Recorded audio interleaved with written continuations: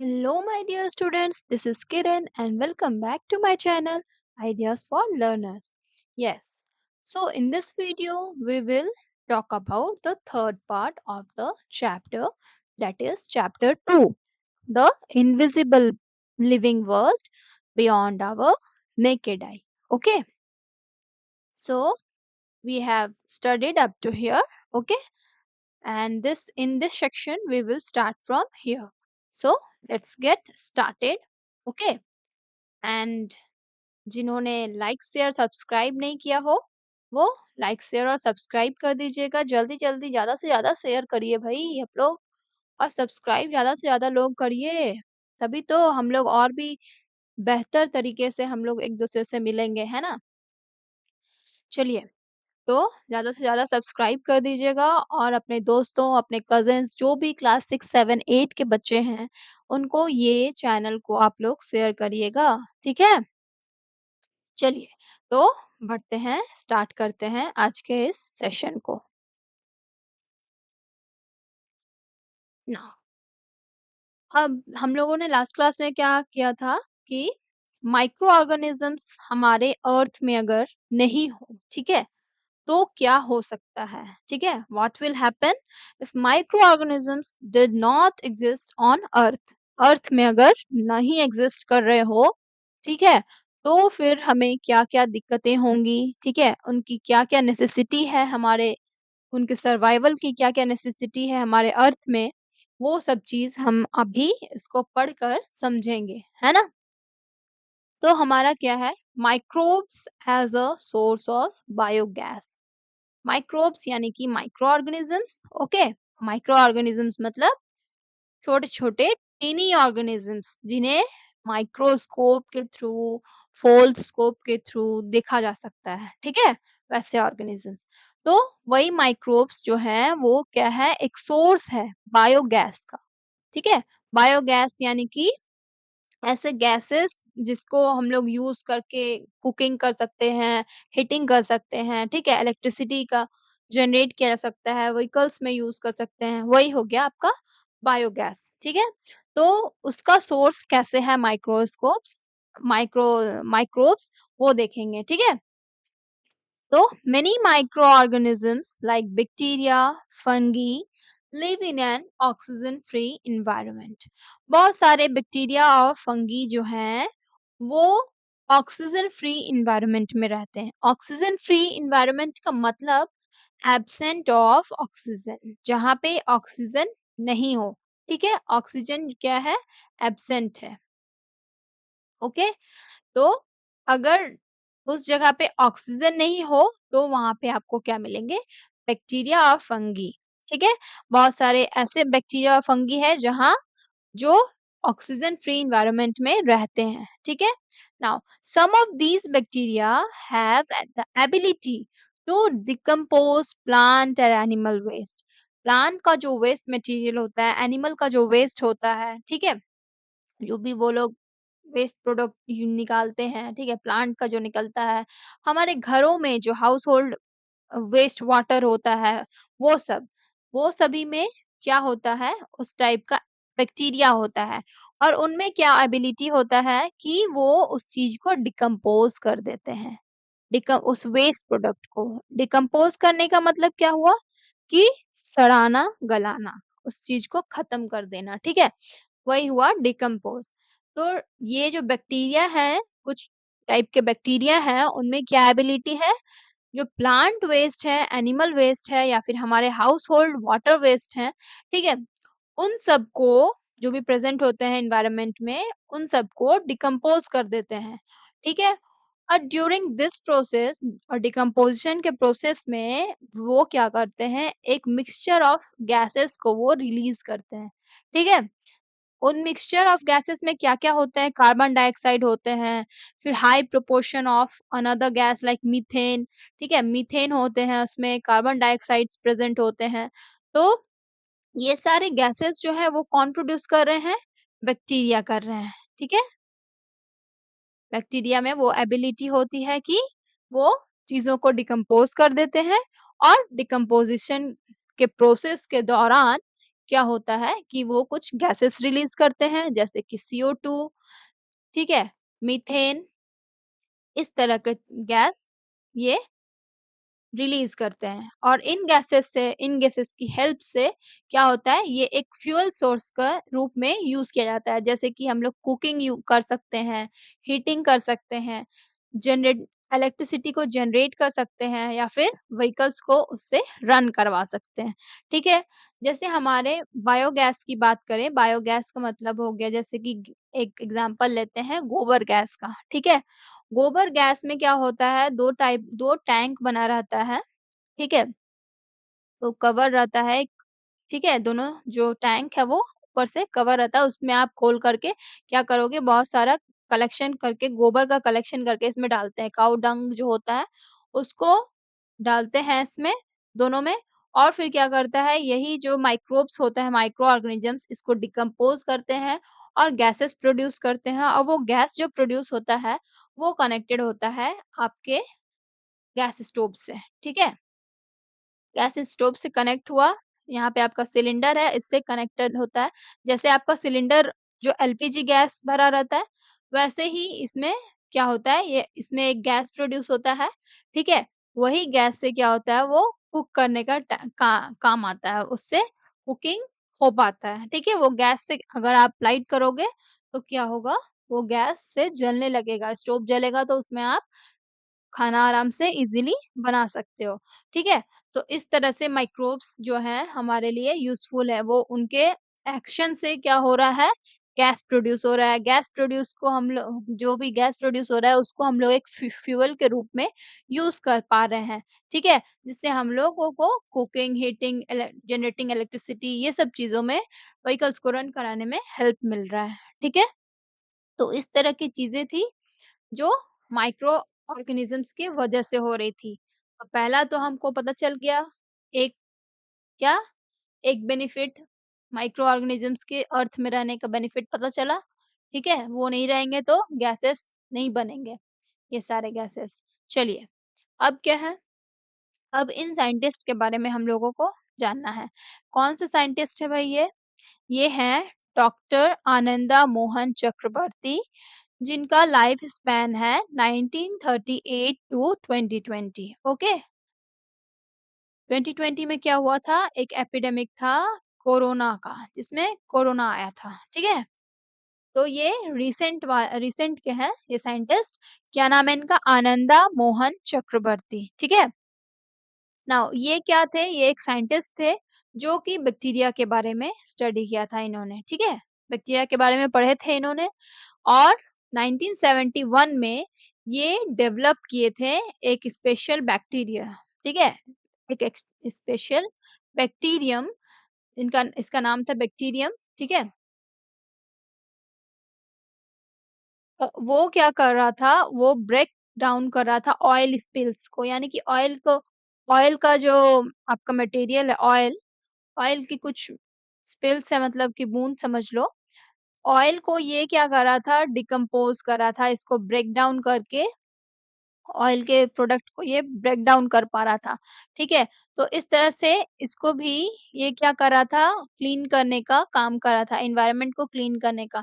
जैसे कि मान लो ऑयल को आप रख दिए, सब चीज़ सड़ रहा है, गल रहा है, अगर ऑयल जो है आपका ठीक है? एक ऑयल जो है वो अगर सड़ेगा, गलेगा नहीं तो वो भी कभी खत्म नहीं होगा तो वो चीज़ आपका रह ही जाएगा, ठीक है? तो उसमें वो तो एनवायरनमेंट को क्या करेगा पॉल्यूट करेगा। जो चीज़ क्लीन नहीं कर पा रहा है वो क्या कर पाएगा पॉल्यूट कर देगा दूसरा। काम क्या है उसका पॉल्यूट करना। तो इस बैक्टीरिया जो स्पेशल बैक्टीरियम के बारे में इन्होंने खोज की, इन्होंने एक डेवलप किया उस बैक्टीरिया को और वो बैक्टीरिया क्या कर रहा था ऑयल स्पिल्स को ब्रेक डाउन कर रहा था, ठीक है? और उससे क्या हो रहा था एनवायरनमेंट क्लीन होने में हेल्प हो रहा था, ठीक है? चलिए, अब क्या है his discovery received a patent. Patent मतलब क्या होता है? पेटेंट एक कॉपीराइट है, ठीक है? एक कॉपीराइट है एक तरह का जो कि एक पर्सन को दिया जाता है जिससे कि दूसरा कोई इंसान, ठीक है? वो उसके चीज़ों को कॉपी नहीं कर सकता है, ठीक है? ये अगर चाहेगा तो ये अपनी चीज़ों को सेल कर सकता है, कॉपी देने करने का परमिशन दे सकता है, तभी दूसरा कोई इसको कॉपी करेगा, नहीं तो फिर वहाँ पे आपका कॉपीराइट इश्यू आ जाएगा। जैसे कि आपका यूट्यूब में होता है ना? यूट्यूब का कॉपीराइट तो आप लोगों को सभी को पता होगा, है ना? तो उसी तरह से क्या है कि इनको पेटेंट का एक 1980 में पेटेंट मिला। पेटेंट मतलब कि एक कॉपीराइट जिससे कि दूसरा इंसान उसके चीज़ों का कॉपी वो नहीं कर सकता। जैसे कि इन्होंने एक बैक्टीरियम को खोजा, ठीक है? तो दूसरा कोई इसी बैक्टीरियम के बारे में नहीं खोज सकता है कि मतलब ऑयल स्पिल्स के इन्होंने खोज किया कि वो ब्रेक डाउन करता है, तो यही चीज़ को मतलब दूसरा कोई नहीं इसको यूज़ कर सकता है। इनकी डिस्कवरी को दूसरा कोई यूज़ नहीं कर सकता है, ठीक है? ये चीज़ है। उनके परमिशन के विदाउट परमिशन उनके परमिशन के बिना, ठीक है? Now, his work showed how microorganisms could be used to solve environmental problems like pollution. ठीक है? इनके जो डिस्कवरी किया इन्होंने, इनका जो इन्वेंशन था, उससे क्या पता चला, ये मतलब पता चल रहा है कि माइक्रो ऑर्गेनिजम्स को भी हम लोग यूज़ कर सकते हैं पॉल्यूशन जैसे प्रॉब्लम्स को हम लोग रिज़ॉल्व कर सकते हैं, ठीक है? इसको एनवायरमेंटल प्रॉब्लम्स को सॉल्व किया जा सकता है थ्रू माइक्रो ऑर्गेनिजम्स, ठीक है? Now he is remembered for his contributions to science and for protecting the environment using microbes. इनको हमेशा याद किया ही जाएगा, है ना? इनके काम के लिए जो इन्होंने साइंस के लिए कंट्रीब्यूशन किया और कैसे माइक्रोब्स जो एनवायरनमेंट को प्रोटेक्ट करते हैं, इस चीज़ के लिए भी इनको हमेशा याद किया जाएगा। इनको he is remembered for his contribution to science and for protecting the environment using microbes. Okay. Now, what are the other problems which you think can be solved with the help of microorganisms? और कौन-कौन से problems हैं जो कि solve किए जा सकते हैं? ये क्या ऑयल स्पिल्स को ये क्या कर रहे थे ब्रेक डाउन करके इनको मतलब डिकम्पोज कर रहे थे, ठीक है? ऑयल स्पिल्स को। ऊपर में हम लोगों ने क्या पढ़ा? बायोगैस बन रहा था, ठीक है? और भी बहुत सारे चीज़ होते हैं जो माइक्रो ऑर्गेनिज़म्स के थ्रू मतलब पॉसिबल हो पाता है, ठीक है? तो वो सब चीज़ अभी हम लोग फिर से देखेंगे, ठीक है? चलिए, अब आपको क्या करना है? How diversity of micro organisms help in our kitchen. Kitchen में भी हम लोग माइक्रो ऑर्गेनिजम्स को यूज करते हैं, ठीक है? उनके बहुत सारे चीजों मतलब बहुत सारे डाइवर्सिटी में से मतलब बहुत सारे माइक्रो ऑर्गेनिजम्स को हम लोग यूज करके किचन में खाना बना रहे हैं फिर कुछ भी, तो हम लोग यूज में ला रहे हैं उस चीज को, ठीक है? तो ये चीज हम लोग अभी देखते हैं कि कैसे। इसमें क्या है, हमारे किचन में हम लोग केक खाते हैं, है ना? पिज़्ज़ा खाते हैं, बर्गर खाते हैं, फिर पाव भाजी खाते हैं, उसमें पाव वगैरह बना रहता है, केक बनता है। ये सभी चीज़ों में क्या होता है, यीस्ट डला होता है, ठीक है? यीस्ट, यीस्ट क्या है? एक टाइप का फंगस है, ठीक है? फंगस है, ये एक टाइप का फंगी है। इसमें 1 सेल होते हैं। अभी इसी चीज़ के बारे में हम लोग पढ़ेंगे, है ना? देखिए, क्या करना है यहाँ पे आपको परफॉर्म करना है एक एक्टिविटी। क्या करना है टेक 2 बॉल्स एक ए और बी। उसमें हम लोग नाम दे देंगे ये ए बॉल है और ये बी बॉल है, ठीक है?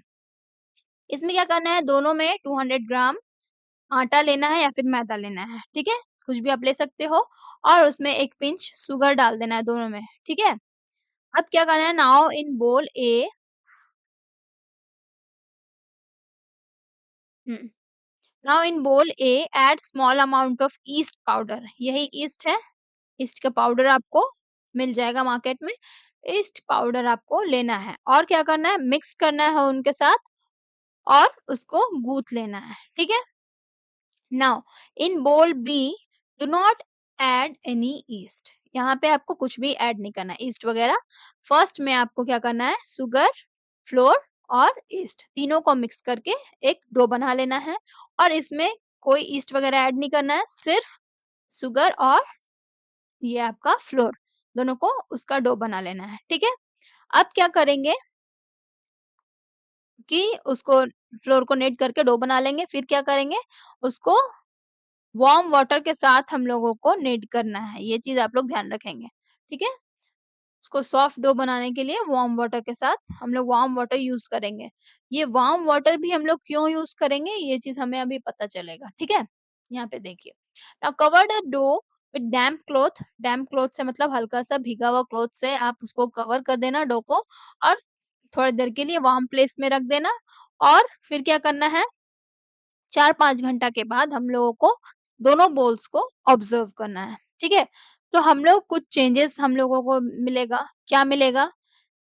उनके वॉल्यूम में, स्मेल में, टेक्सचर में, ठीक है? सब चीज़ में हमें चेंज दिखाई देगा। किसमें? एक था आपका बोल ए जिसमें क्या था? Floor plus yeast plus sugar, ठीक है? ये सब था। अब ये सेकंड वाले में क्या था? फ्लोर और शुगर, ये नहीं था, ठीक है? तो अब हम लोग क्या देखेंगे if not leave the dough for अगर देखिए वॉल्यूम स्मेल टेक्सचर में आपको अगर चेंजेस नहीं मिलती है 4 से 5 घंटा के अंदर तो आप थोड़ी देर के लिए और छोड़ देना ठीक है फिर क्या करना उसके बाद आप नोटिस करोगे कि जो डो था बोल ए में ठीक है जिसमें कि ईस्ट ऐड किया गया था वो थोड़ा-सा राइज़न हो जाएगा, थोड़ा-सा स्लाइटली बिकम पफी वो थोड़ा-सा फूल जाएगा, राइज़ हो जाएगा, ठीक है? और उसका स्मेल भी जो है थोड़ा-सा डिफरेंट हो जाएगा, थोड़ा-सा डिफरेंट आएगा जो पहले आपका वो जो 2 बोल में लिए है ना, इसका स्मेल और इसका स्मेल में डिफरेंस रहेगा, ठीक है? और यही अगर बात करें विदाउट ईस्ट में जो आटा को हम लोग गूँथे थे, वो उसमें क्या होगा कुछ भी नहीं होगा, जैसा हम लोग रोज़ आटा गूँथते हैं तो कैसा होता है, वैसा ही थोड़ा-सा राइज़न मतलब यहाँ पे बहुत ज़्यादा राइज़ होता है, छोटा-सा डो बड़ा-सा बन जाता है, इतना बड़ा हो जाता है, ठीक है? और इस तरह का डो आपका इसमें कोई चेंजेस नहीं होगा, उतना ही बड़ा रहेगा। ये ए की बात है और ये बी की बात है, ठीक है? तो what is the role of yeast? ठीक है, why does this happen? Why did we add sugar और warm water to the flour? ठीक है? हम लोग आटे में वार्म वाटर क्यों यूज़ किए, शुगर क्यों यूज़ किए, इसमें ईस्ट का रोल क्या है, ठीक है? ऐसा हुआ क्यों? ये सब चीज़ हम लोग अभी देखते हैं। ईस्ट क्या है? एक टाइप का माइक्रो ऑर्गेनिज़्म है, ठीक है? ईस्ट क्या है? एक टाइप का माइक्रो ऑर्गेनिज़्म है, ठीक है? It belong to a group of micro organisms called fungi. Fungi का ग्रुप का ये माइक्रो ऑर्गेनिज़्म है, ठीक है? फंगी ईस्ट एक टाइप का फंगी है और ईस्ट जो है कहाँ पे ग्रो होता है? Well in warm condition. It grows well in warm condition. ये वार्म कंडीशन में ग्रो होते हैं, ठीक है? इसलिए हम लोग आटे को ढक कर के कोई गरम जगह पे रखा था हम लोगों ने, ठीक है? साथ ही आटा में वार्म वाटर भी यूज़ किया था हम लोगों ने, ठीक है? अभी हम लोग फिर से रिकॉल करेंगे लाइफ प्रोसेस इन एनिमल्स और एनिमल्स में लाइफ प्रोसेस ग्रेड 7 की लाइफ प्रोसेस ऑफ एनिमल्स में हम लोगों ने पढ़ा था ईस्ट के बारे में, ठीक है? जैसे like other organism yeast also respires and breaks down food to release energy for their growth and carry out life process ये हम लोगों ने लास्ट क्लास में ये सब चीज पढ़ा था ठीक है कि ईस्ट क्या करते हैं वो भी सांस लेते हैं रेस्पायर करते हैं ठीक है और वो क्या करते हैं फूड को ब्रेक डाउन करते हैं टू रिलीज एनर्जी एनर्जी को रिलीज करने के लिए वो फूड को ब्रेक डाउन करते हैं और उस एनर्जी को रिलीज करके उनका ग्रोथ होता है और अपने लाइफ का प्रोसेस वो कर पाते हैं ठीक है ये है ईस्ट का फंक्शन तो इस प्रोसेस में क्या हुआ during this process carbon dioxide is released ये जो बना ना आपका डो छोटा से बड़ा हो गया इसमें क्या हो रहा है रिलीज हो रहा है CO2 ठीक है carbon dioxide which forms bubbles इसी की वजह से क्या हो रहा है इसमें बबल्स बड़ा बड़ा अंदर में बबल्स मिलेगा उसको अगर आप हाथ से एक बार दबाओगे तो वो फूट जाएगा बबल्स फिर थोड़ा सा छोटा होगा फिर थोड़ा देर छोड़ दोगे तो फिर से बड़ा होके इतना बड़ा हो जाएगा ठीक है ऐसा होता है that makes the bubble soft and fluffy. तो क्यों हो रहा है सॉफ्ट और फ्लफी? क्योंकि उसमें बबल फॉर्मेशन हो जा रहा है। और बबल फॉर्मेशन क्यों हो रहा है? कार्बन डाइऑक्साइड के वजह से। ठीक है। Now east also produces a small amount of alcohol. ठीक है। वो क्या करते हैं, कुछ अमाउंट ऑफ अल्कोहल भी वो प्रोड्यूस करते हैं, इसलिए हमें थोड़ा सा स्मेल भी उसका डिफरेंट मिलता है। ठीक है। Now, this special property of yeast is used in process of making breads. Bread जो बनाए जाते हैं उसमें होता है, केक्स में बनता है, फिर आपको जो मैंने बताया बन वगैरह में या फिर पिज्जा वगैरह में, ठीक है, उसमें भी मैदा का जो बनता है ना, नीचे का जो कव रहता है आपका, वो चीज जो है ईस्ट से बनाया जाता है। Now in addition to yeast some bacteria such as lactobacillus help in fermentation of batter for making idli, dosa, ठीक है, डोसा और डो फॉर मेकिंग भटूरास। ठीक है।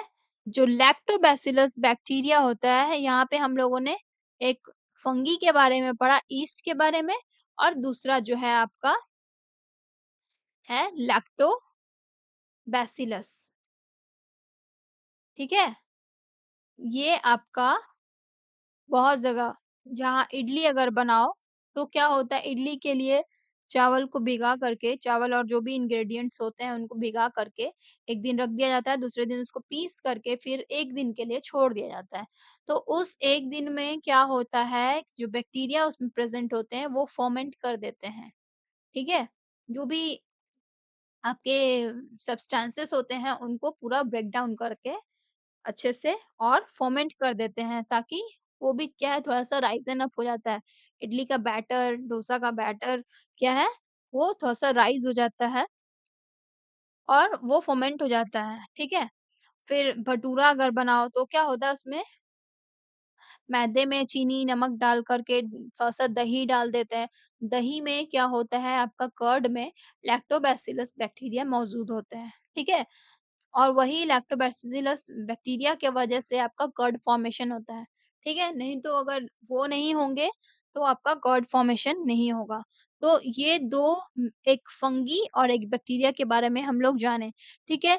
अगर किचन में देखिए, अगर आपका यीस्ट नहीं हो, तो हम लोग ये सारे प्रोसेस कैसे कर पाएँगे? अगर आपका बैसिलस बैक्टीरिया ना हो, तो हम कभी दही वगैरह नहीं खा पाएँगे, ठीक है? इडली वगैरह ये फर्मेंटेशन में काम आता है, तो इडली वगैरह हम नहीं खा पाएँगे। तो ये भी एक यूज़ेस हुआ आपका माइक्रो ऑर्गेनिज़म्स का, ठीक है? तो बिना इसके ये सब चीज़ पॉसिबल नहीं है, ठीक है? अब आपको फिर से एक एक्टिविटी को करना है, एक प्रिपरेशन करना है, क्या करना है आपको? Please take small glass bowls, ठीक है? 2 स्मॉल ग्लास बोल्स लेना है, please take 2 small glass bowls और उसमें एबी आपको नाम देना है, 2 कटोरी लेना है बोल, ठीक है? बड़े-बड़े कटोरे ले लेना और उसमें आपको क्या करना है, आपको एक में ल्यूक वार्म मिल्क लेना है, थोड़ा-सा गरम मिल्क, ठीक है? और एक में ठंडा मिल्क को लेना है। अब उसमें क्या करना है, add a spoonful of curd, दोनों में आपको थोड़ा-थोड़ा कर्ड डाल देना है। एक कटोरा है मान लो, ठीक है? और उसमें क्या किए आप लोगों ने, थोड़ा-थोड़ा कर्ड डाल दिया, ठीक है? इसमें क्या करेंगे, गरम मिल्क डालेंगे, ल्यूक वार्म मिल्क, ठीक है? इसमें गरम होगा, ओके? और इसमें ठंडा होगा, ठीक है? अब क्या करना है आपको, इन दोनों बोल्स को कवर कर देना है और किसी एक बोल को आपको वार्म प्लेस में रखना है और बोल बी को आपको कूल प्लेस में रखना है, ठीक है? इसको गर्म जगह पे रख देना है और इसको ठंडे जगह पे रख देना है, लाइक रेफ्रिजरेटर, इसको ठंडा ठंडा में भी रख दो, रेफ्रिजरेटर में या फिर फ्रीज़ वगैरह में रख दो, तो कुछ टाइम के लिए, तो हम लोग फिर क्या देखेंगे, कुछ चेंजेस होंगे दोनों ग्लास बोल्स में, ठीक है? वो क्या चेंजेस होंगे, वो अभी हमको यहाँ पे बताना है टेबल नंबर 22.4 में, ठीक है? इसमें आप लोग ये वाला कर लेना, इसमें क्या है कि प्रेडिक्शन लगाना है कि चेंज होगा, जो मिल्क का अपीयरेंस है, ठीक है? वो कैसा होगा? बोल ए में कैसा होगा, बोल बी में कैसा होगा, आप लोग का प्रेडिक्शन जो भी आप अनुमान लगाते हैं वो चीज़ आप यहाँ पे लिखेंगे और ऑब्जर्वेशन में क्या देखेंगे यहाँ पे कर्ड फॉर्मेशन होगा, यहाँ पे नहीं होगा। फिर change in the colour of milk देखेंगे, दोनों में चेंज कलर में क्या चेंजेस हुआ, ठीक है? आप प्रेडिक्शन में अपनी जो प्रेडिक्शन आप खुद सोचते हो वो चीज़ लिखना और यहाँ पे ऑब्जर्वेशन में आप क्या देखोगे कलर में थोड़ा-मोड़ा चेंज होता है, स्लाइट चेंज इन कलर। इसमें बोल ए में थोड़ा-सा स्लाइट चेंज होगा, इसमें नहीं होगा, ठीक है? उसमें रीज़न जो होगा, वो मैं आपको अभी बता रही हूँ, पॉसिबल रीज़न्स क्या होंगे। वही है आपका लैक्टोबैसिलस बैक्टीरिया जो है, उसके वजह से कर्ड फॉर्मेशन होगा, ठीक है? वही चीज़ अभी हम लोग देखेंगे।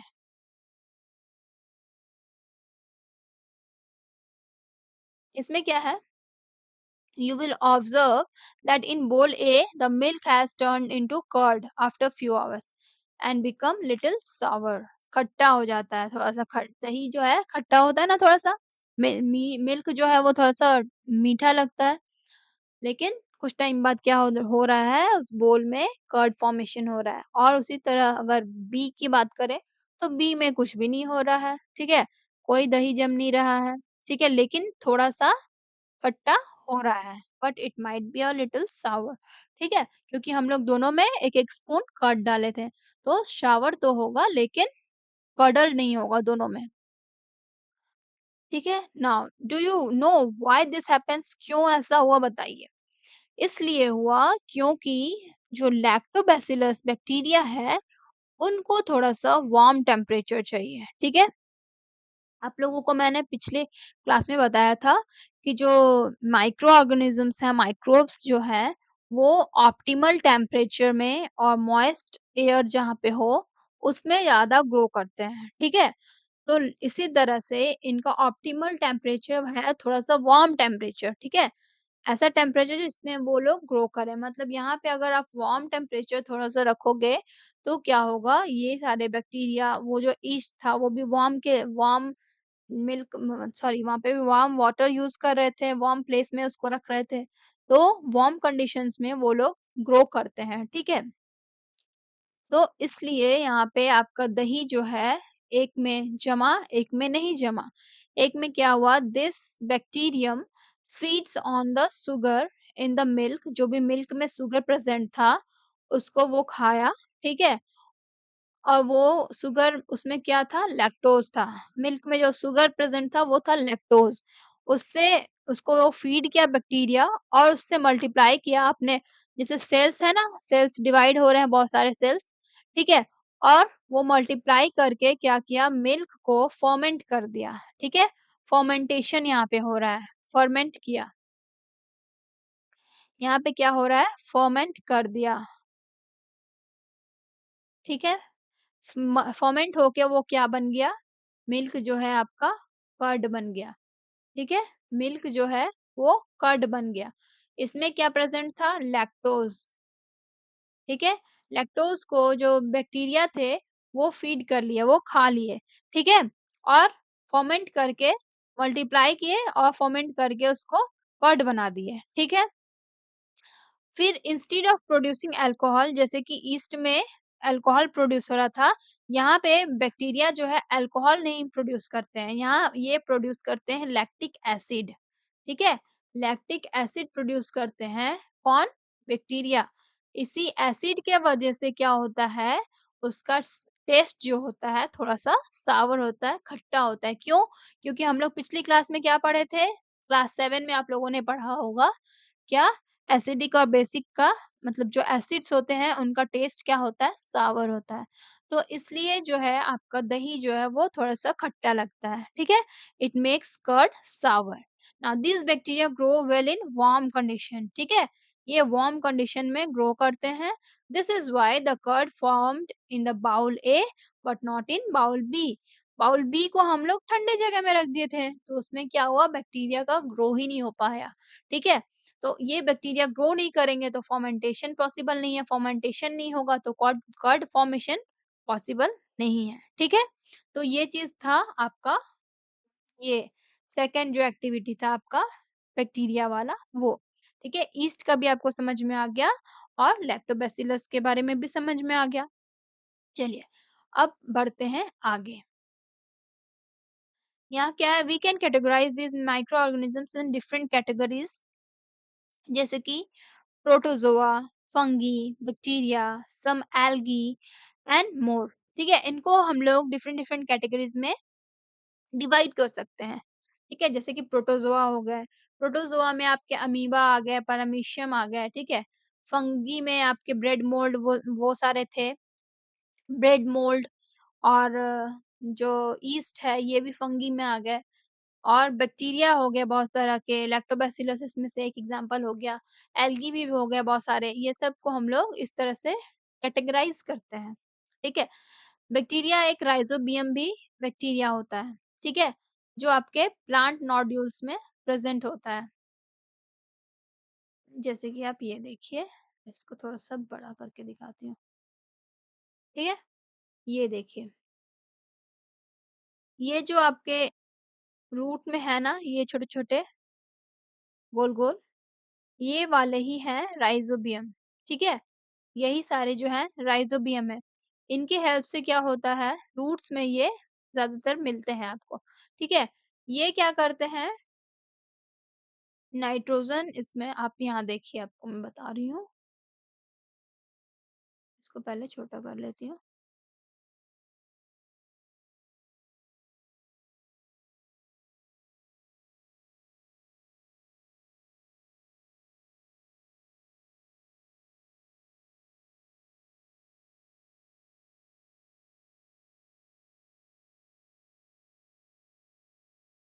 यहाँ देखिए, some bacteria such as Rhizobium forms the swollen region called nodules, live in them and as shown in figure 2.12, ठीक है? ऊपर में जो हम लोग फिगर है वो देखें, वो किसका था? राइज़ोबियम बैक्टीरिया का था। वो क्या करते हैं, छोटे-छोटे जिससे फूल गोल-गोल फूला-फूला टाइप का उसमें रूट्स में आपका गोल-गोल, गोल-गोल बन जाता है, ठीक है? उसी स्वॉलन रीजन को वही वो क्या है, नोड्यूल्स होता है, ठीक है? नोड्यूल्स जो कि जिसका नाम क्या है? राइज़ोबियम बैक्टीरिया है वो, ठीक है?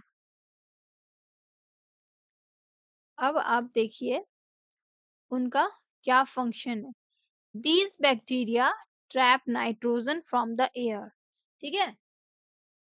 यहाँ पे आपको एक लाइन छूट गया, roots of certain legumes, legumes जैसे कि जो पी फैमिली में आता है, जैसे कि पी का फैमिली हो गया, जैसे राजमा वगैरह हो गया, काबुली चना, किडनी बीन्स हो गए, लेंटिन्स हो गए, ठीक है? दाल वगैरह भी जो हो गया वो भी इसमें ही आता है, ठीक है? जितने भी लेंटिन फैमिली है, लेग्यूम्स हैं, उनमें आपको जैसे कि बीन हो गया, पी हो गया, लेंटिन्स हो गया, ठीक है? इनमें आपको रूट नोड्यूल्स मिलेंगे, ठीक है? रूट नोड्यूल्स में क्या होते हैं, राइज़ोबियम बैक्टीरिया होते हैं। ये बैक्टीरिया जो है एयर में जो मौजूद होता है नाइट्रोजन, ठीक है? उसको ट्रैप कर लेते हैं, उसको पकड़ लेते हैं, ठीक है?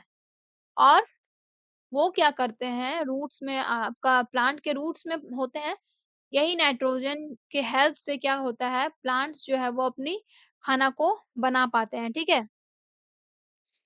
It make useful for plants. This helps plant grow better without chemical fertilizers. इनके हेल्प से प्लांट्स जो है वो बढ़िया से उनका ग्रोथ होता है, ठीक है? बड़े-बड़े प्लांट्स जो हैं वो निकलते हैं, बड़े-बड़े उनका ग्रोथ जो है वो अच्छा होता है, ठीक है? किनके वजह से? विदाउट एनी केमिकल फर्टिलाइजर्स से, इनके वजह से नाइट्रोजन ये क्या करते हैं, ट्रैप कर लेते हैं। इस वजह से इसमें प्लांट में ग्रोथ जो होता है वो बेटर हो जाता है। ठीक है? दिस इज़ व्हाई प्ला farmer grow legumes in rotation with other crops. इसलिए फार्मर्स क्या करते हैं, जैसे कि कभी टाइम टू टाइम जो है ना, क्रॉप्स को रोटेट कर के लगाते हैं, है ना? जैसे आप लोग क्रॉप प्रोडक्शन वगैरह जो पहले चैप्टर था, उसमें आप लोग पढ़े होंगे, ठीक है? जैसे मिलेट्स वगैरह में भी मैंने पढ़ाया था, आप लोगों ने देखा होगा, जो ब्रिज प्रोग्राम में आपका कोर्स था, उसमें क्या था कि आप लोग जैसे कुछ-कुछ टाइम में हम लोग वो क्रॉप रोटेशन को फॉलो करते हैं, वो आपका नेचुरल रिसोर्सेज़ के चैप्टर में था, ठीक है? जो सॉइल कंज़र्वेशन था उसमें मैंने बताया था आपको, उसमें क्या है कि फार्मर्स अलग-अलग क्रॉप्स को लगाते हैं ताकि उसका फर्टिलिटी बना रहे, ठीक है? तो इसीलिए फार्मर्स जो है लेग्यूम्स को ग्रो करते हैं, ठीक है? टाइम टू टाइम, थोड़ी-थोड़ी टाइम में लेग्यूम्स को जैसे एक क्रॉप्स को वो लोग प्रोडक्शन किए, उसके बाद उगाए वगैरह, उसके बाद फिर क्या हुआ दूसरे क्रॉप्स का जब टाइम आया तो उस समय लेग्यूम्स लगा दिए।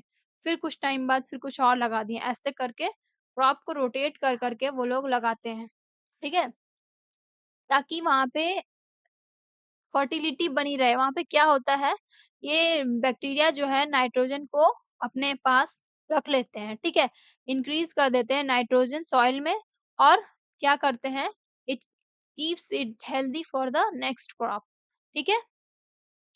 सॉइल में आपका इंक्रीज़ करेंगे नाइट्रोजन और फिर जब दोबारा से अब अगर जो क्रॉप्स को आपको ग्रो करना है, तो उसके लिए वो न्यूट्रिशन का काम करते हैं, ठीक है? न्यूट्रिशन प्रोवाइड होता है थ्रू नाइट्रोजन उनका जैसे कि हम लोग का प्रोटीन वगैरह से हम लोग का ग्रोथ बढ़ता है, कुछ भी होता है। तो इस तरह से प्लांट्स के लिए नाइट्रोजन क्या है, एक प्रोटीन का काम करता है, ठीक है? तो इस तरह से आप लोग ध्यान रख सकते हो, ठीक है? तो हम लोगों ने कितनी तरह के बैक्टीरिया, फंजाई पढ़ा? एक था आपका यीस्ट, ठीक है? दूसरा आपका लैक्टोबैसिलस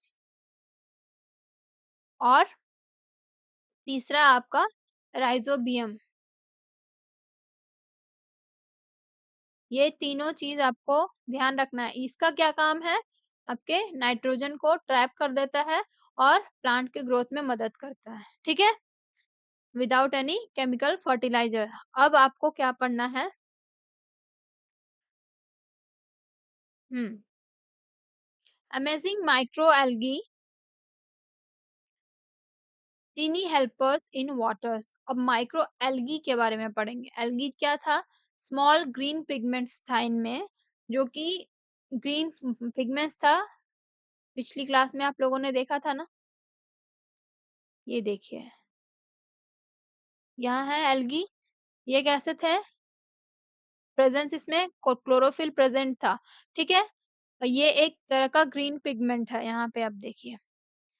ये जो थे इनमें प्रेज़ेंट था ग्रीन पिगमेंट की वज़ह से क्या होता है कि ग्रीन कलर का वो अपीयर होता है, ठीक है? उनमें क्लोरोफिल होता है तो वो क्या करते हैं कि खाना भी खुद से बनाते हैं, ठीक है?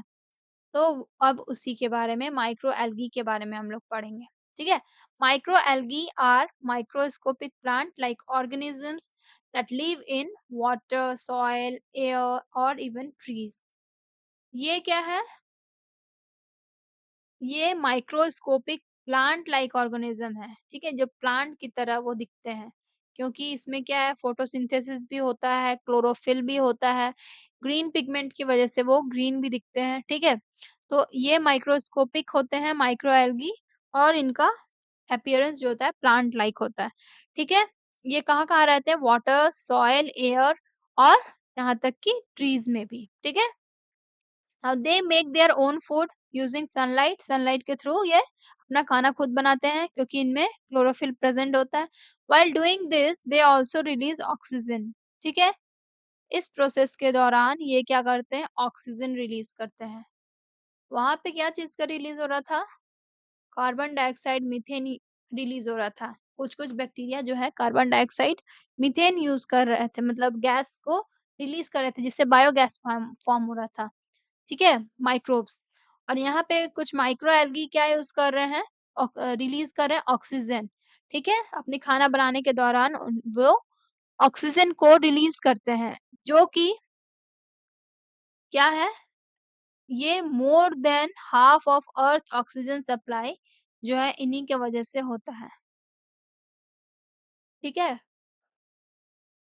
यहाँ पे देखिए आप, ये जो एल्गी है, वो more than half of earth oxygen supply को ये प्रोड्यूस करते हैं, मतलब जितना भी अर्थ में ऑक्सीजन है, ठीक है?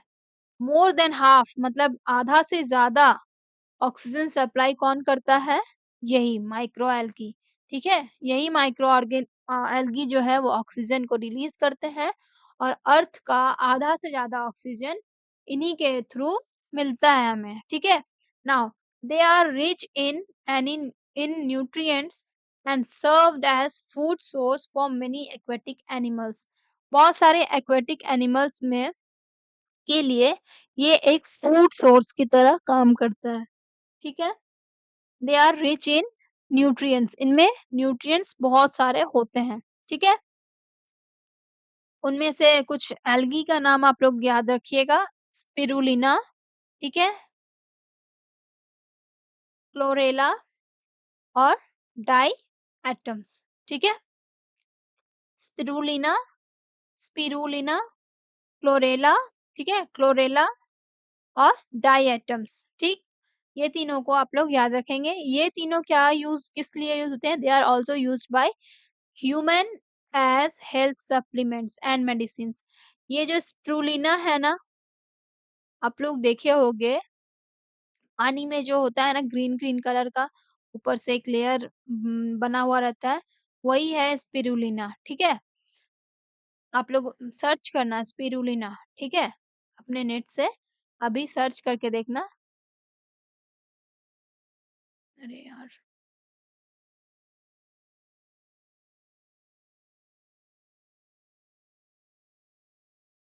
ये जो ग्रीनिश ग्रीन्स आपका एक पॉन्ड है मान लो, उसमें जो ग्रीन ग्रीन जो ऊपर से बैठ जाता है ना, उसी को बोलते हैं स्पिरुलिना।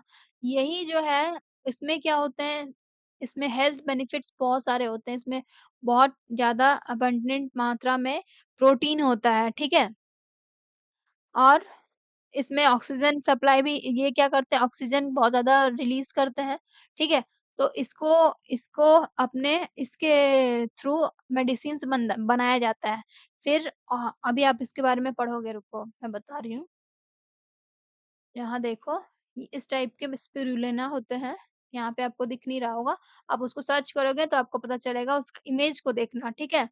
उनमें क्या है, बहुत ज़्यादा विटामिन बी 12 के सोर्सेस प्रेज़ेंट है, तो और इसमें क्या है, प्रोटीन बहुत ज़्यादा है।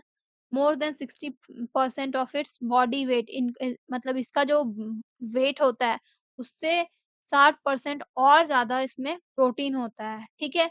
और बहुत कम अमाउंट ऑफ फैट और शुगर होता है, ठीक है? ये इसमें हेल्थ बेनिफिट बहुत ज़्यादा है, इसलिए इसको सुपर फूड की तरह यूज़ किया जाता है। आप उसको देख लेना, उसके बाद आपको समझ में आएगा मैं किसकी बात कर रही हूँ, ठीक है? और फिर क्या है, ये वाला चीज़ आप देख लोगे तो समझ में आ जाएगा कि ये खाने के जैसा नहीं है, लेकिन इसमें क्या है, आजकल इसे सुपर फूड की तरह माना जा रहा है और ये इसका मेडिसिन्स का टैबलेट भी आपको टैबलेट के फॉर्म में मिलेगा, ठीक है? अब आप यहाँ पे देखिए, उसको मैं बता रही हूँ थोड़ी देर में। माइक्रोएल्गी क्या है? Also help in cleaning water and used to make biofuel. ये भी क्या करते हैं? वाटर को क्लीन करने में काम आते हैं और बायोफ्यूल बनाने में काम आते हैं, ठीक है? इसमें भी क्या है, ऑक्सीजन रिलीज़ हो रहा है, कुछ जितने भी बैक्टीरिया फिर माइक्रोब्स वगैरह है ना, वो कुछ ना कुछ गैसेस रिलीज़ करते हैं। जैसे कि यीस्ट की भी बात करें तो वो भी गैस रिलीज़ कर रहा था ना, कार्बन डाइऑक्साइड, जिसके वजह से वो फ्लफी हो रहा था, प्लस वो सॉफ्ट बन रहा था। तो उसी तरह से यहाँ पे माइक्रो एल्गी क्या कर रहे हैं, गैस रिलीज़ कर रहे हैं, कौन-सा गैस? ऑक्सीजन गैस, ठीक है? और इनको वाटर क्लीनिंग में भी ये हेल्प करते हैं, ठीक है? और इन्हीं के यूज़ से बायोफ्यूल भी बनाया जाता है, ठीक है? Now however pollution, climate change, habit habitat destruction are threatening microalgal diversity, ठीक है? And abundance। जो पॉल्यूशन वगैरह हो रहा है, ठीक है? ये मेनली कहाँ रहता है? वाटर में, ठीक है? सबसे ज़्यादा अमाउंट में आपको वाटर में मिलेंगे, सॉइल वगैरह में भी रहते हैं। तो आप सबसे पहले आप यहाँ देखिए, अगर वाटर की बात कर रहे हैं, तो जो भी हम लोग पॉल्यूशन क्रिएट करते हैं, ठीक है? क्लाइमेटिक चेंज की वजह से या फिर हैबिटेट डिस्ट्रक्शन, जो हम लोग डाइवर्सिटी में हैबिटेट के बारे में 6th क्लास में पढ़े थे, ठीक है?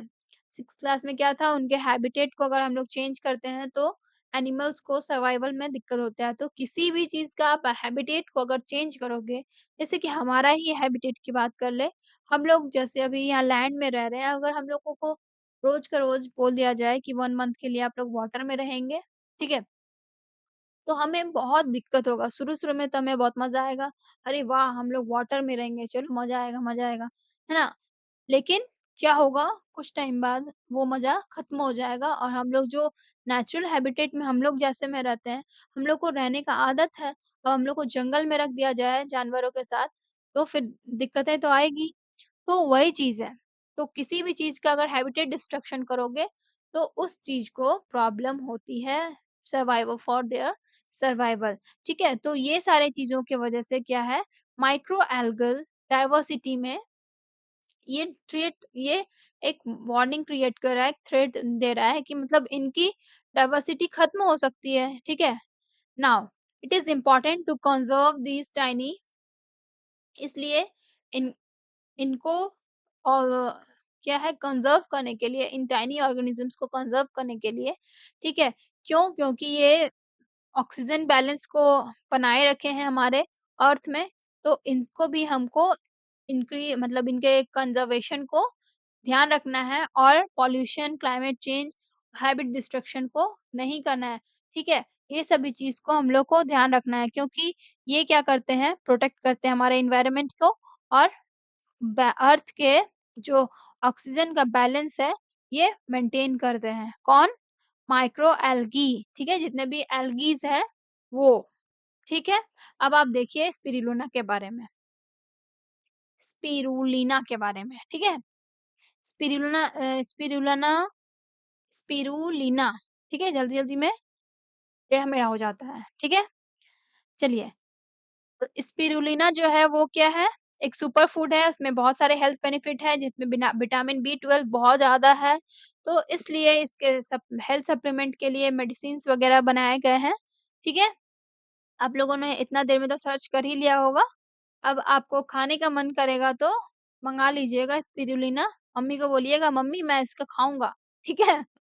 या खाऊँगी, तो फिर पता चलेगा, मम्मी को तो पता नहीं होगा, है ना? इसके बारे में। तो आप इसको बताइएगा कि इसके कितने सारे हेल्थ बेनिफिट हैं, विटामिन बी 12 का सोर्स है, प्रोटीन का सोर्स है, इसमें लो फैट और शुगर होते हैं, ठीक है? जिससे हमें दिक्कत भी कम होगी, है ना? तो स्पिरुलिना का फार्मिंग भी किया जाता है आज के समय में इसका स्पिरुलिना का फार्मिंग भी किया जाता है और इसको ग्रो किया जाता है और हम लोग भी इसको ग्रो कर सकते हैं। कैसे? क्या करना है, सेट अ क्लियर टैंक, एक छोटा-सा टैंक जैसा आप एक टैंक स सेट करो, ग्लास टैंक, ठीक है? और इन अ ब्राइट प्लेस, बढ़िया साफ-सुथरे जगह में, ठीक है? जहाँ डायरेक्ट सनलाइट ना आए, वैसा जगह में इसको लेना, उस टैंक को बनाना, फिर क्या करना, छोटा-सा ग्लास टैंक ले लेना, छोटा-सा, बहुत बड़ा भी नहीं। Now cover the tank with a shade net, एक नेट की शेड से उसको उसकी मदद से उसको कवर कर देना है। फिर क्या करना है, keep the tank at a place, एक एक प्लेस में उसको रख देना है और मॉडरेट टेम्परेचर कंडीशन भी उसमें होना चाहिए। मॉडरेट टेम्परेचर जहाँ पे मिले, ना बहुत ज़्यादा गर्मी हो, ना बहुत ज़्यादा ठंडा हो, ठीक है?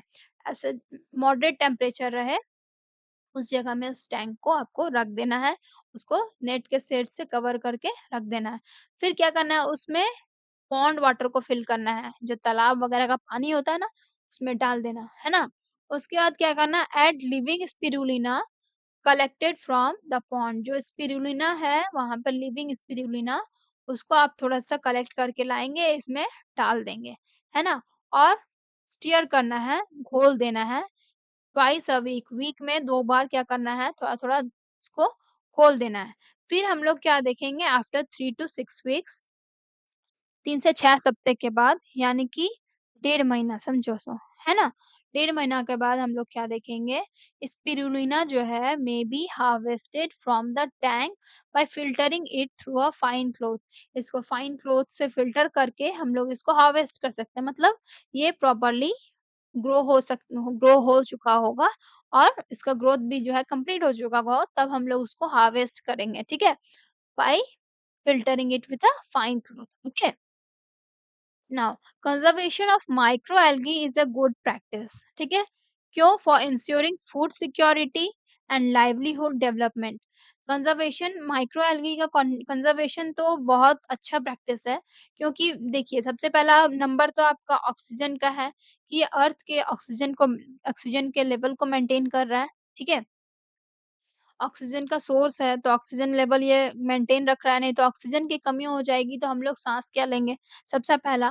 फिर क्या है, इसके बहुत सारे हेल्थ बेनिफिट्स हैं, ठीक है? तो हमारे लिए ये फूड सिक्योरिटी को भी इंश्योर कर रहा है, प्लस लाइवलीहुड के लिए हमारे लाइवलीहुड का डेवलपमेंट में भी ये इंश्योर कर रहा है। तो इसलिए हम लोगों को माइक्रो एल्गी को कंज़र्व करना चाहिए, ठीक है? अब आप जो लोग देख लिए होंगे वो कमेंट करना कि क्या आप उसको खाने खाने के लिए आप तैयार हो? ठीक है? इसको जल्दी से सर्च करके देखो, क्या चीज़ है वो। मैं अभी आपको दिखा सकती थी लेकिन आप सर्च करोगे तो आपको ज़्यादा मज़ा आएगा, इसलिए मैं इसमें आपको शो नहीं कर रही हूँ, है ना? वरना मेरे पास यहाँ पे देखो वेब है, मैं आपको शो कर देती। लेकिन आप लोग खुद से सर्च करो तो मज़ा आएगा। जो खाने के लिए रेडी है वो बताना yes ma'am I am ready, ठीक है? चलिए, उनको प्रोटीन भी मिलेगा ज़्यादा। हेल्थ बेनिफिट्स हैं भाई, विटामिन बी 12 मिलेगा, प्रोटीन मिल रहा है, ऑक्सीजन का सप्लाई देगा अर्थ को, है ना? तो ज़रूर ही खाइए भाई, कोई दिक्कत नहीं है। चलिए, अब आते हैं why is cell considered to be a basic unit of life? ला सेल को बेसिक यूनिट ऑफ लाइफ क्यों कहा जाता है? क्यों माना जाता है? ठीक है? तो इसको अब हम लोग जानेंगे। The body of all living organisms are made of tiny building blocks called cells. ठीक है?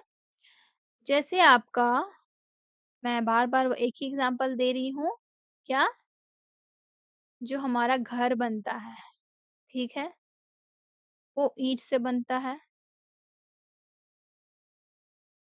ना? ये देखिए, ये ब्लॉक जो आपका ईंट का हो गया, ठीक है? ये हमारा बॉडी सेल्स का बॉडी हो गया, ठीक है? ये आपका अगर मैं बना रही हूँ, तो ये क्या चीज़ हो गया, ओनियन का बन गया ना? ओनियन का इसी तरह से आप लोग बना सकते हो। वो थोड़ा-सा रेक्टेंगुलर शेप में होता है, इसमें और अगर आप बीच में डिवाइड कर दोगे, तो इस तरह से हो जाएगा, ठीक है? तो ये आपका ओनियन का बन गया। इसी तरह से हमारे बॉडी में भी हमारे जो लिविंग ऑर्गेनिज़म्स होते हैं, उनमें क्या होता है, टीनी ब्लॉक्स होते हैं, छोटे-छोटे ब्लॉक्स में ये सेल जो है बना रहता है और यही सेल मिलके टिश्यू बन रहा है, टिश्यू बन के ऑर्गन बन रहा है, ऑर्गन बन के ऑर्गन बहुत सारा मिलके ऑर्गन सिस्टम बना रहा है और वही ऑर्गन सिस्टम सारे मिलके ऑर्गेनिज़्म को फ़ॉर्म कर रहे हैं। तो ये सेल जो हैं, ये जो है हमारे लिए टीनी बिल्डिंग ब्लॉक्स हैं, ठीक है? इन्हीं से जुड़-जुड़ के एक लिविंग ऑर्गेनिज्म का बॉडी बनता है, ठीक है? एक a single cell contain various components. एक सिंगल सेल जो है उसमें बहुत सारे कंपोनेंट्स होते हैं, जैसे कि माइटोकॉन्ड्रिया, राइबोसोम्स, फिर गोल्गी एपैरेटस, ये सारी चीज़ होते हैं, फिर न्यूक्लियस होते हैं, साइटोप्लाज़्म, वो सारी चीज़ आप लोग हायर क्लासेस में पढ़ोगे, ठीक है? जो मैं बोली माइटोकॉन्ड्रिया, राइबोसोम्स, ये सब चीज़ आप लोग पढ़ोगे नेक्स्ट क्लास में, ठीक है? तो इसमें क्या है कि बहुत सारे वेरियस कंपोनेंट्स होते हैं, जैसे कि हम लोगों ने क्या पढ़ा था, माइटोकॉन्ड्रिया पढ़ा था, वैक्यूल्स था ना, प्लांट में था, वैक्यूल्स एनिमल सेल में बहुत छोटे से होता है या फिर नहीं होता है, ठीक है? और क्या साइटोप्लाज़्म होता है, सेल मेम्ब्रेन होता है, तो ये सारे चीज़ एक छोटे से एक सिंगल सेल में ये सारी चीज़ होते हैं, ये सारे कंपोनेंट्स होते हैं, ठीक है? Now they help organism to perform various activities, various function, ठीक है? ये सारे कंपोनेंट्स की वजह से क्या होता है, अलग-अलग फंक्शन वो ऑर्गेनिज्म जो है वो कर पाते हैं, ठीक है? Now the bodies of all plants and animals are made up of many cells. कोई भी प्लांट्स हो, एनिमल्स हो, इंसेक्ट्स हो, कुछ भी हो, ठीक है? उनका बॉडी जो है बहुत सारे सेल्स से बना हुआ है। इसीलिए प्लांट और एनिमल को मल्टी सेल्युलर कहा जाता है। मतलब इसमें बहुत सारे सेल्स होते हैं, मेनी सेल्ड। ठीक है? बहुत सारे सेल्स होते हैं, इसलिए इनको कहा जाता है मल्टीसेल्युलर। और इन multicellular organisms, cells carry out specialised functions individually. ठीक है? अलग-अलग सेल्स जो हैं, अपना स्पेशलाइज्ड फंक्शन वो करते हैं। उनको कुछ-कुछ फंक्शंस होता है सेल्स का, मल्टीसेलुलर में, ठीक है? जैसे मसल सेल का अलग फंक्शन था, ठीक है? चिक सेल्स जो थे वो अलग फंक्शन था उनका, नर्व सेल्स थे उनका अलग फंक्शन है, white blood cell, red blood cell, बहुत सारे सेल्स हैं हमारे बॉडी में। तो वो सब चीज़ों का अपना-अपना कुछ-कुछ फंक्शन है, ठीक है? तो उस तरह से वो लोग अपने फंक्शन को कर पाते हैं, ठीक है? अपने फंक्शन को कंप्लीट कर पाते हैं, but also cooperate with each other और वो क्या करते हैं एक-दूसरे से कोऑपरेट भी करते हैं, ठीक है? To increase the chance of survival, ठीक है? सर्वाइवल के चांस को इंक्रीज़ करने के लिए एक-दूसरे से कोऑपरेट करके चलते हैं, ठीक है? ताकि बॉडी में हर तरह का फंक्शन जो है बॉडी का कर पाए, ठीक है? सम माइक्रो ऑर्गेनिज़्म जैसे कि बैक्टीरिया, प्रोटोज़ोआ ये सारे जो हैं एक सेल के बने होते हैं, ठीक है? इनमें एग्ज़ाम्पल की बात करें तो अमीबा, पैरामीशियम ये सब जो है एक सेल के हैं, यूनिसेलुलर हैं एक सेल के बने हुए, ठीक है? इसी को एसेलुलर भी कहा जाता है। आप यहाँ पे फिगर देखिए, फिर से आपको याद आएगा, क्या है? ये अमीबा, ये प्रोटोज़ोआ ये पैरामीशियम ये भी प्रोटोज़ोआ है, इनमें क्या है ये सिंगल सिंगल सेल के हैं, है ना? तो और ये जो एल्गी है आपका, ये भी सिंगल सेल है, ठीक है? तो ये आप याद रखिएगा।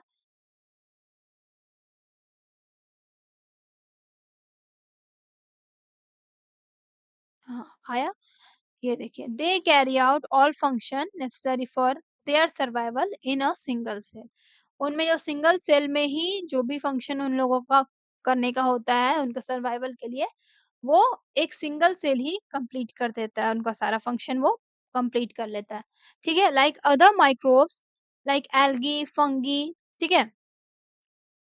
एल्गी, फंगी ये सब जो हैं, वो क्या होते हैं एक सेल या फिर बहुत सारे सेल से बने होते हैं।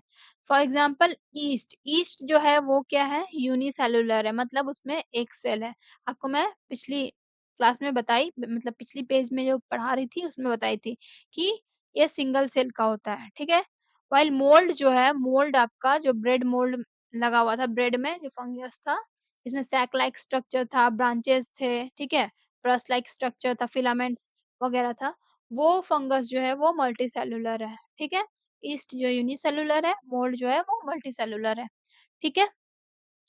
तो बढ़ते हैं नेक्स्ट आपका ये लास्ट पेज है। इसमें क्या है like animal and plant, micro organisms like animal and plant cell, the cell of microorganisms are also surrounded by cell membrane.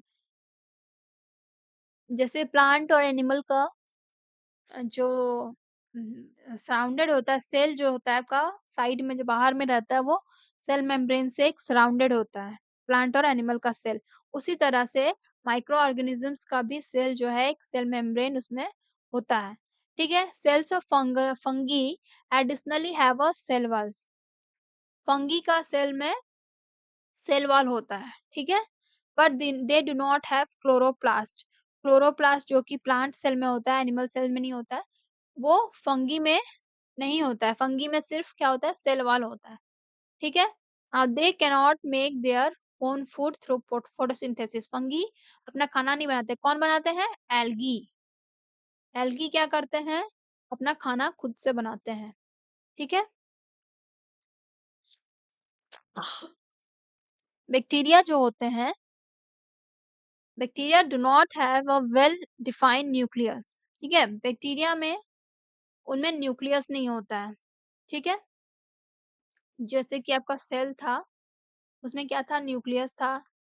ये था साइटोप्लाज्म और ये था सेल मेम्ब्रेन, ठीक है? फंगी में क्या होता है? सेल वॉल होता है, सेल वॉल प्रेज़ेंट होता है, लेकिन क्लोरोप्लास्ट नहीं होता है, ठीक है? और क्लोरोप्लास्ट नहीं होता है तो वो फोटोसिंथेसिस भी नहीं कर पाते हैं। बैक्टीरिया में क्या होता है? न्यूक्लियस नहीं होता है, ना ही न्यूक्लियस के बाहर एक मेम्ब्रेन होता है, उसको न्यूक्लियर मेम्ब्रेन कहते हैं, ना ही न्यूक्लियर मेम्ब्रेन होता है, ठीक है? उनके पास क्या होता है? न्यूक्लियोइड होता है।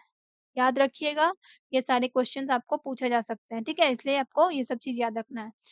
किसके पास क्या र होता है, प्लांट सेल में क्या-क्या होते हैं, एनिमल सेल में इसमें तो आपको प्लांट सेल, एनिमल सेल में आपको बहुत ज़्यादा डिटेल में नहीं दिया गया है, लेकिन आप हायर क्लासेस में जाओगे तो आपको डिटेल्स में पढ़ाया जाएगा। सबका फंक्शन क्या-क्या होता है,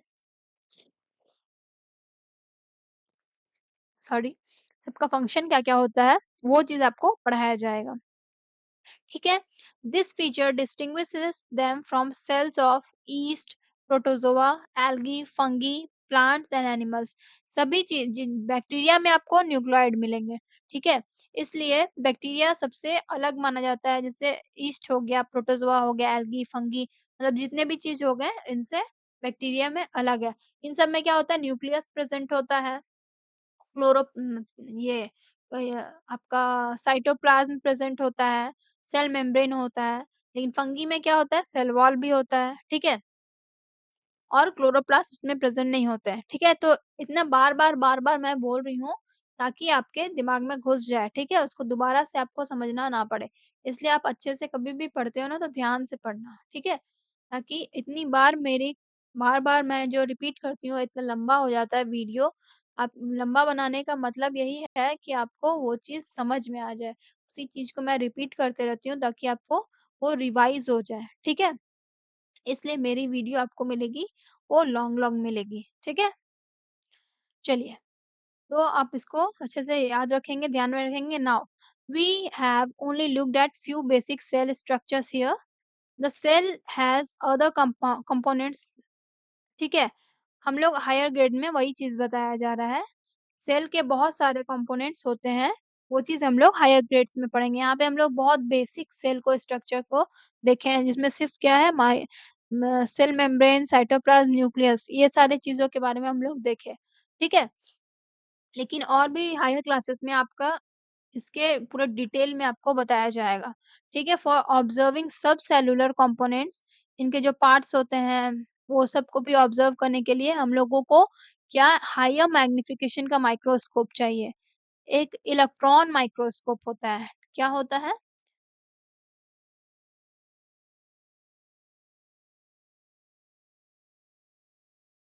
इलेक्ट्रॉन माइक्रोस्कोप, ठीक है?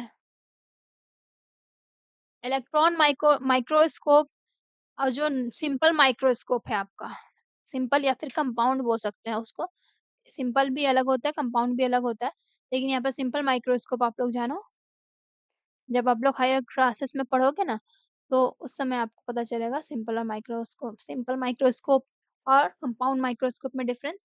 और ये एक है इलेक्ट्रॉन माइक्रोस्कोप। इसमें क्या हो रहा था, 100 से 400 टाइम्स जो है वो लार्जर व्यू आपको प्रेज़ेंट कर रहा था। इसमें क्या होता है, 10 लाख टाइम्स लार्जर व्यू आपको दिखाता है, ठीक है? यहाँ देखिए, 10 लाख टाइम्स। हुँ,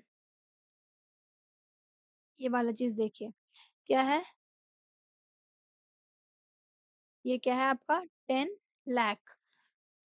एक इलेक्ट्रॉन माइक्रोस्कोप जो है वो किसी भी चीज़ को कितना मैग्नीफाई करता है, 10 lakh times, okay, where we can see more structures present in the cell। एक छोटा सा सेल में अगर उतना इतना ज़्यादा बड़ा अगर कोई चीज़ आपको शो हो, उसका तो एक-एक चीज़, एक-एक बारीकी आपको नज़र आ जाएगा, ठीक है? तो जितने भी एक सेल में आपका जितने भी कंपोनेंट्स हैं, ठीक है? जो भी कंपोनेंट्स प्रेज़ेंट होंगे, वो सारे स्ट्रक्चर्स आपको एक इलेक्ट्रॉन माइक्रोस्कोप के थ्रू दिख जाएगा, ठीक है? Now by now, you must have understood all the living beings, including microscopes, are made up of one or more cells। इस तरह से आपको ये इस चैप्टर को एंड करते-करते आपको ये समझ में आ गया होगा कि जितने भी लिविंग बीइंग्स हैं, इंक्लूडिंग माइक्रोस्कोप्स, वो सारे एक या फिर बहुत सारे सेल्स से बने हुए हैं। उनका सेल्स का साइज़ जो है वो साइज़, शेप, स्ट्रक्चर सब कुछ डिफरेंट है। ठीक है? जैसे कि प्लांट और एनिमल सेल्स में कुछ डिफरेंसेस है, उसी तरह माइक्रो ऑर्गेनिज़म्स का शेप में, साइज़ में, स्ट्रक्चर में, सब में डिफरेंसेस होते हैं, ठीक है? और उनके फंक्शंस में भी डिफरेंसेस होता है। Understanding these differences help us to learn how organisms functionly how organisms function differently. उनका फंक्शन भी डिफरेंट होता है, तो हर एक ऑर्गेनिज्म का फंक्शन भी डिफरेंट होता है। इस तरह से हम लोग इस डिफरेंसेस से हम लोग ये चीज़ समझ सकते हैं, ठीक है? Now in this chapter we have learned about the beneficial micro organisms. इसमें हम लोग क्या-क्या पढ़े? बेनिफिशियल बेनिफिट्स पढ़े माइक्रो ऑर्गेनिजम्स का। और there are some microbes that cause disease in the plants and animals including human beings. जैसे कि वायरसेस होते हैं, ठीक है? वो क्या करते हैं? वो एक ही सेल के होते हैं, लेकिन जब किसी के बॉडी में एंटर करते हैं, या तो किसी प्लांट में चले जाएँ, फिर किसी एनिमल में या फिर ह्यूमन में चले जाएँ, तो वायरस क्या करते हैं? मल्टीप्लाई करने लगते हैं, ठीक है?